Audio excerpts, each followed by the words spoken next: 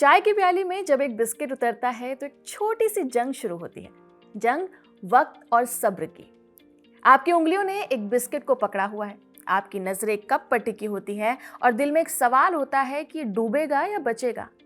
कितना डुबोएं कि स्वाद भी आ जाए और बिस्किट की किस्मत भी ना टूटे। ये डर हम सबका है। लेकिन क्या आप जानते हैं, एक बिस्किट ऐसा भी बनाया गया था जिसकी इजाद ही चाय में ना टूटने के लिए हुई थी, और वो भी किसी आम दिन नहीं। ये कहानी है उसी शाही शादी में बने एक बिस्किट की, मैरी बिस्किट की। नमस्कार, मेरा नाम है डिम्पिका और खबर गांव के इस वीडियो में हम जानेंगे उस बिस्किट की कहानी को जो एक रूसी राजकुमारी के लिए बनाया गया था और हिंदुस्तान के घर घर तक पहुंच गया। तो चलिए वक्त में थोड़ा पीछे चलते हैं।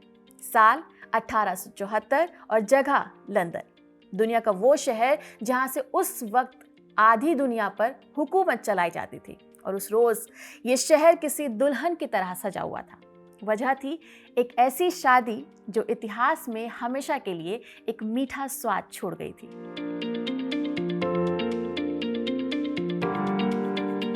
ये कहानी शुरू होती है एक शाही प्रेम कहानी से। लड़के का नाम था अल्फ्रेड ड्यूक ऑफ एडिनबर्ग। ये महारानी विक्टोरिया के दूसरे बेटे थे और लड़की थी ग्रैंड डचेस मारिया, रूस के राजा जार अलेक्जेंडर द्वितीय की इकलौती बेटी। दोनों की मुलाकात जर्मनी में हुई और पहली नजर में ही एक दूसरे को उन्होंने पसंद कर लिया। लेकिन ये रिश्ता आसान नहीं था। एक तरफ ब्रिटेन का शाही खानदान था तो दूसरी तरफ रूस का। महारानी विक्टोरिया को रूस पर जरा सा भी भरोसा नहीं था। ऊपर से धर्म की दीवार भी थी। रूस का राज परिवार ऑर्थोडॉक्स ईसाई धर्म को मानता था, जो ब्रिटिश राज परिवार के धर्म से अलग था। कई महीनों तक चिट्ठियों, मुलाकातों और राजनीतिक दांवपेच का दौर चला। आखिरकार 23 जनवरी 1874 को दोनों की शादी हो गई। ये उस दशक की सबसे बड़ी शाही शादी कहलाई थी। लंदन की सड़कें फूलों और झंडों से पाट दी गई थी। अखबारों में सिर्फ इसी शादी के चर्चे थे। हर कोई इस जश्न का हिस्सा बनना चाहता था और इसी भीड़ में एक बेकरी कंपनी भी थी जो इस मौके को यादगार बनाना चाहती थी। नाम था peak friends. Peak friends London की एक जानी मानी बिस्किट बनाने वाली कंपनी थी जो अपने लाजवाब बिस्किट के लिए मशहूर थी। कई दिनों की मेहनत के बाद कंपनी ने एक नया बिस्किट तैयार किया। ये गोल होने के साथ साथ हल्का भी था और कुरकुरा भी। इस पर ज्यादा मीठा नहीं था ताकि चाय का स्वाद फीका ना पड़ जाए। इसके किनारों पर एक खूबसूरत डिजाइन उकेरा गया था और बीच में बड़े अक्षरों में लिखा था नाम मैरी का। ये नाम नई नवेली दुल्हन ग्रैंड डचेस मारिया के सम्मान में रखा गया था। कंपनी ने इस बिस्किट को 1875 में बाजार में भी उतारा, जो कि एक मास्टर स्ट्रोक से कम नहीं था। लोगों को ये बिस्किट और इसके पीछे की कहानी दोनों ही भा गए थे। देखते ही देखते मैरी बिस्किट सिर्फ लंदन में नहीं बल्कि पूरे यूरोप में मशहूर हो गया था। 19वीं सदी का यूरोप, ये वो दौर था जब आप क्या खाते हैं इससे आपकी हैसियत तय होती थी। फ्रांस अपनी पेस्ट्री और केक्स के लिए मशहूर था। उनकी मिठाइयाँ कलाकारी का नमूना हुआ करती थी। ऐसे में ब्रिटेन का एक सादा सा मशीन से बना बिस्किट उनके सामने क्या ही टिक पाता। लेकिन ब्रिटेन के पास एक चीज थी जो फ्रांस के पास नहीं थी, और वो था इंडस्ट्री। बड़ी बड़ी फैक्ट्रियां और इन्हीं फैक्ट्रियों से निकले बिस्किट्स इन्होंने यूरोप के बाजार में तहलका मचा दिया था। इसका सबसे बड़ा सबूत मिला 1878 में। पेरिस में दुनिया का सबसे बड़ा मेला लगा था। पूरी दुनिया से कंपनियां अपना सामान दिखाने आई थी। यहाँ ब्रिटेन की एक और बड़ी कंपनी हंटले एंड पामर्स भी अपना स्टॉल लगाकर बैठी थी। उस दौर के एक पत्रकार जॉर्ज अगस्टस साला अपनी रिपोर्ट में लिखते हैं कि हर दोपहर उस स्टॉल पर एक अजीब नज़ारा देखने को मिलता था। जैसे ही मुफ्त बिस्किट बंटने शुरू होते, लोगों की भीड़ जुट जाती। फ्रांस के लोग हैरान थे। उनकी अपनी मिठाइयाँ दिखने में तो सुंदर और स्वाद थी, लेकिन एक दो दिन में ही नरम पड़कर बेस्वाद हो जाती थी। वहीं ब्रिटेन के बिस्किट हफ्तों तक वैसे ही ताज़ा और कुरकुरे बने रहते थे। ये सब मशीन और टीम में की जाने वाली पैकिंग का कमाल था। उस साल पेरिस के उसी मेले में हंटले एंड पामर्स को गोल्ड मेडल से नवाजा भी गया था। ये एक तरह का ऐलान था कि बिस्किट बनाने वाली दुनिया में ब्रिटेन का कोई मुकाबला नहीं है। और इस जीत के बाद मैरी बिस्किट और दूसरे ब्रिटिश बिस्किट्स पूरे यूरोप में फैल गए थे। लेकिन स्पेन में इस बिस्किट की कहानी सबसे निराली है। स्पेन में मैरी बिस्किट को ग्लेटा मारिया के नाम से जाना जाता था। वहाँ ये बिस्किट सिर्फ चाय का साथी नहीं था, बल्कि देश की हिम्मत और वापसी का प्रतीक था। हुआ ये था कि 1939 में जब स्पेन का गृह युद्ध खत्म हुआ तो देश के पास गेहूं की जबरदस्त पैदावार हुई। तब सरकार ने फैक्ट्रियों को बढ़ावा दिया कि वे बड़े पैमाने पर सस्ता बिस्किट बनाएं। इसे देश की आर्थिक रिकवरी के सिंबल की तरह मार्केट में लाया गया था और देखते ही देखते ये स्पेन के हर घर का हिस्सा बन गया था। एक राजकुमारी के लिए बना बिस्किट अब आम लोगों की रसोई तक पहुंच चुका था, लेकिन इसकी सबसे बड़ी यात्रा तो अभी बाकी थी। अब इसे समंदर के पार हिंदुस्तान आना था। मैरी बिस्किट यूरोप में तो मशहूर हो ही रहा था, खासकर ब्रिटेन में। आपको पता है, मैरी बिस्किट को भद्रजन का बिस्किट कहा जाता था। भद्रजन यानी कि ऐसा स्नैक्स जो हाई क्लास या फिर जेंटलमैन क्लास का हिस्सा हो। वजह यह कि बिस्किट बहुत लाइट था, ऊपर से इसमें मीठा भी ज़्यादा नहीं था, और ये सादा, हल्का और थोड़ा सा क्लासी टाइप का बिस्किट उस ज़माने में ज़्यादातर पढ़े लिखे, अच्छे घरों के और तहजीब वाले लोगों की पसंद माना गया। यानी ये वही अंदाज है जैसे पुराने ज़माने में कुछ चीज़ें रईसों की आदत और जेंटलमैन की पसंद कहलाती थी, क्योंकि आम लोग उन्हें रोज़ नहीं खा पाते थे। लेकिन इसकी असली कहानी दुनिया के उस हिस्से में लिखी जानी थी जहां ब्रिटेन का सूरज कभी नहीं डूबता था। ये कहानी समझने के लिए हमें 1890 के दशक में अफ्रीका चलना होगा। युगांडा की राजधानी कंपाला में एक अंग्रेज मिशनरी रहते थे, जॉन रॉस्को। उस दौर में अंग्रेजी सामान पहुंचना बहुत मुश्किल था, इसलिए रॉस्को के लिए चाय के साथ खाने वाले बिस्किट किसी खजाने से कम नहीं थे।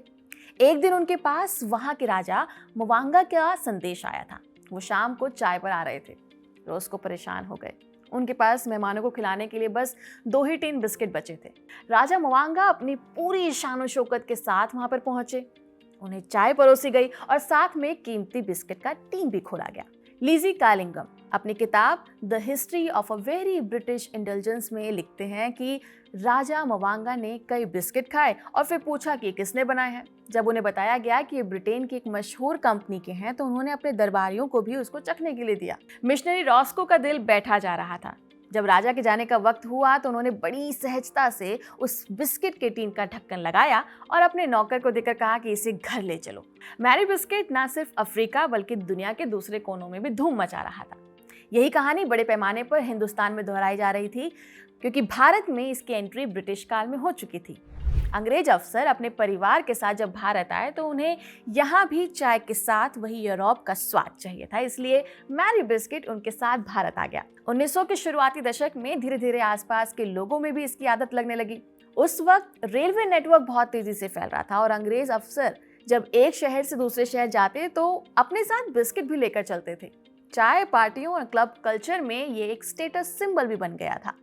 इसके अलावा ये बिस्किट भारत में एक बदलाव को भी लेकर आया था। इस बदलाव को समझने के लिए एक बेहतरीन किस्सा आपको सुनाती हूँ, जो कि है प्रकाश टंडन की कहानी में। प्रकाश टंडन, जो कि एक मामूली नाम नहीं है, बल्कि वो हिंदुस्तान लीवर के पहले भारतीय चेयरमैन बने और देश के सबसे प्रभावशाली बिजनेस लीडर्स में से एक हैं। लीजी कालिंगम प्रकाश टंडन की आत्मकथा पंजाबी सेंचुरी का हवाला देते हुए लिखती हैं कि टंडन की माँ अपनी मान्यताओं में बहुत पक्की थी।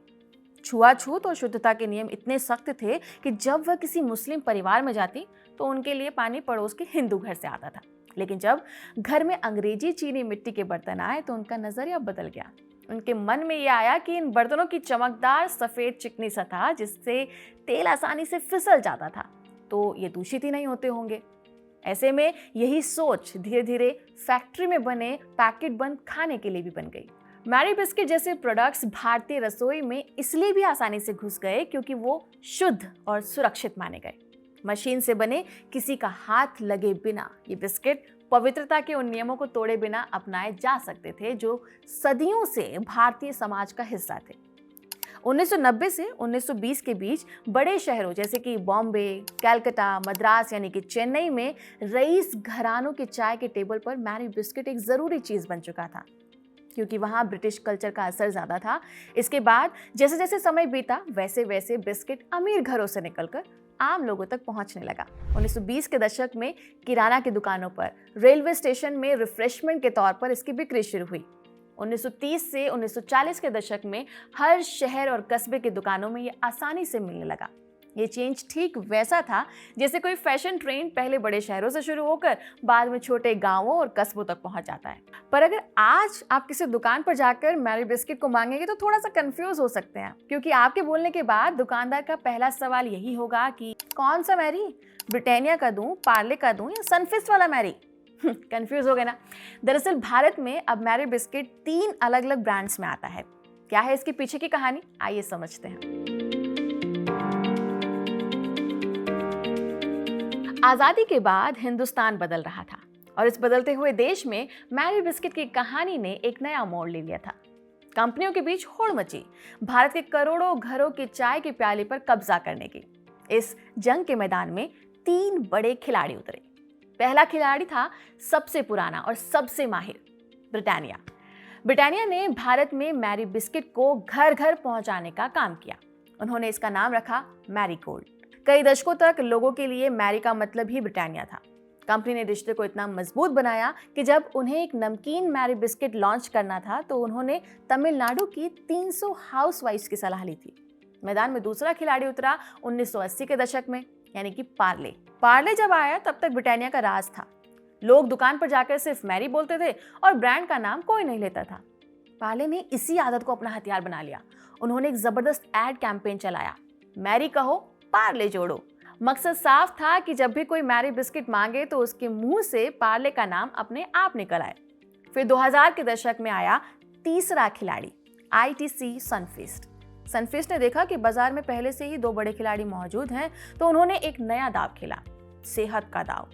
उन्होंने लॉन्च किया सनफीस्ट मैरी लाइट और फिर उसका एक नया वर्जन दिया, वेदा मैरी लाइट का। इस बिस्किट में तुलसी, अदरक और अश्वगंधा जैसी आयुर्वेदिक जड़ी बूटियां मिलाई गईं। उनको टैगलाइन भी दिया गया कि स्वाद भी और सेहत भी। आज मैरी बिस्किट सिर्फ भारत में ही नहीं बल्कि पूरी दुनिया में अलग अलग रूप में मिलता है। स्पेन में इसे मारिया कुकीज कहते हैं, मैक्सिको में पगासा मारियास के नाम से ये मिलता है। लेकिन इसकी कहानी का सबसे दिलचस्प पड़ाव हिंदुस्तान ही है। एक बिस्किट जो कभी ब्रिटेन की राजकुमारी के लिए बना, जो अंग्रेजी साम्राज्य का स्टेटस सिंबल बना, जो भारत में पवित्रता की निशानी बनकर रसोइयों में घुसा और आज़ादी के बाद जिस पर देश के 3 सबसे बड़ी कंपनियों ने अपनी अपनी दावेदारी ठोकी। आज भारत में मैरी बिस्किट की मार्केट बहुत तेजी से बढ़ रही है।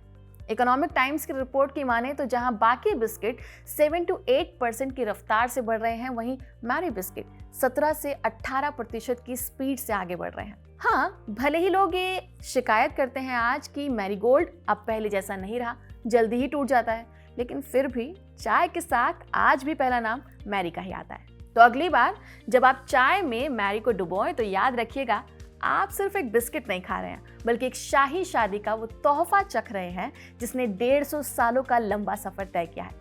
आपकी मैरी के साथ क्या यादें जुड़ी हैं, हमें कमेंट सेक्शन में जरूर बताइएगा। इस वीडियो को कैमरा के पीछे रिकॉर्ड किया है अयान ने। मेरा नाम है डिम्पिका और आप देख रहे थे खबर गांव। नमस्कार।